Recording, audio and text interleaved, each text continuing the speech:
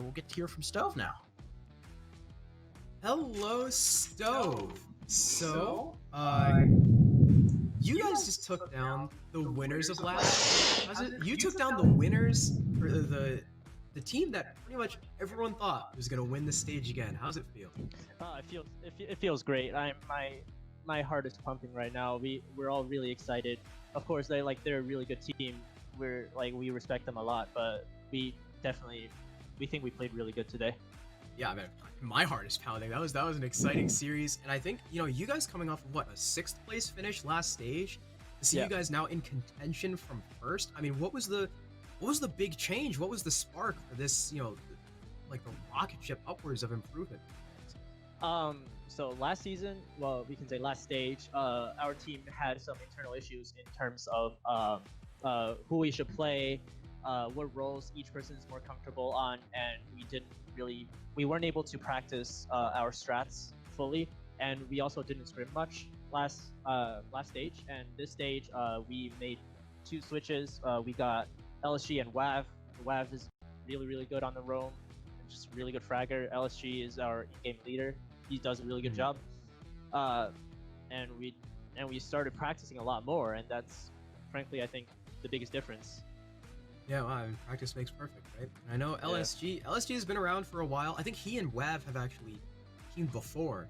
They're also coming in with that synergy. I mean, if we want to talk about map 1, Headless went from 1 kill in an entire series last week to 13 frags on the Ace. I mean, was that you guys putting him in more of a bit of a fragger role because of course Ace has the AK-12, or was that him just stepping up when he needed to and just having a really good day?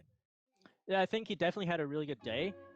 It's also attributed to that, like, he's a really good player. It's just last game he didn't perform his best, and he knows that, and he's constantly trying to improve on his own gameplay, and clearly it's showing today, and he wowed everyone. We were all surprised, but pleasantly surprised by his performance. Without him, we might have not even been able to take the first map, but yeah. I mean, I know, what was it, like round 4, he put in chat, he was like, wow, 9 times my kills from the first series already. Yeah, I think he clutched like a 1v2 or 1v3 like 3 rounds in a row. That was nuts.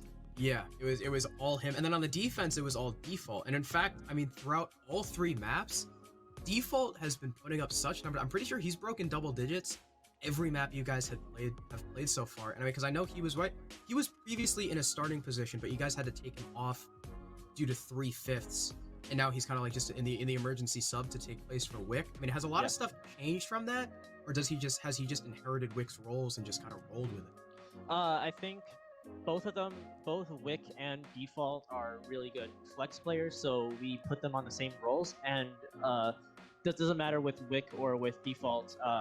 Like, Default's a really good player, and you can see like he's really consistent, even on the support role on defense, playing the Cade or like the Mute and stuff, or the Maestro, that he can frag and help his team no matter what.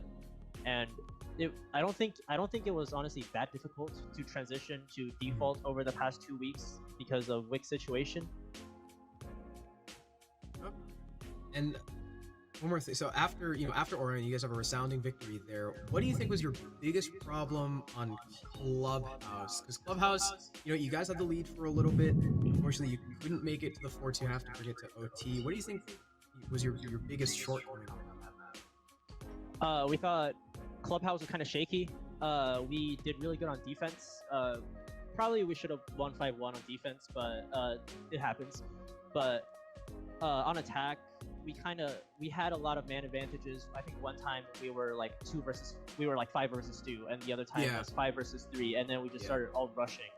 And from that, we didn't drone enough. So yeah, we kind of threw 2 rounds, and I think that was one of the biggest deciding factors why we lost the map. Yeah, I mean, turn those 2 rounds in your favor, and that becomes a 7-5 for you guys. But we're out of time. So, Stove, if there is anything you want to say before we cut off the interview to your fans, to the org, to your supporters, Twitch chat? I like to say thank you for the support. I hope we prove the doubters wrong, and hope hope you guys can all support us in the future. Thanks to our org. PDHM is really supportive, and I know they're cheering us on all the time. And to our support staffs, our coach, analyst, they are doing a really good job. We couldn't have done it without them.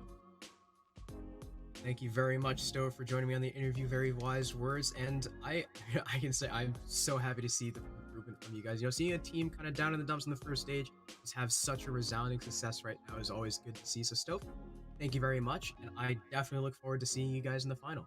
All right, thank you. Have a nice day. Yeah, you too, man.